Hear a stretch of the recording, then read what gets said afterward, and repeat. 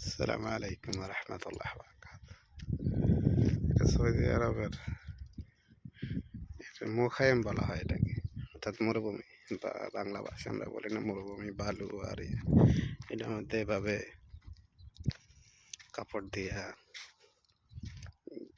দিয়ে ভিতরে সৌদিরা আসে, আনন্দ করে, রাতভর খানা দানা খায়। আর এটা হলো যে হারেস থাকে না, এটার তত্ত্বাবধান থাকে না, হেড রুম, এই হলো তাদের জীবন।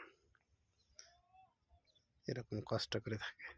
বেশিরভাগ সুদানিরা এই ধরনের কাজে থাকে আর কি। এটাই হচ্ছে মরুভূমি। এটা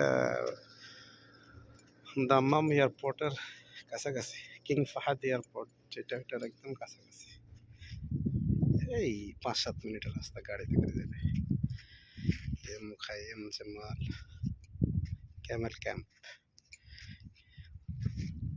এই যে আমার গাড়ি, আসলাম।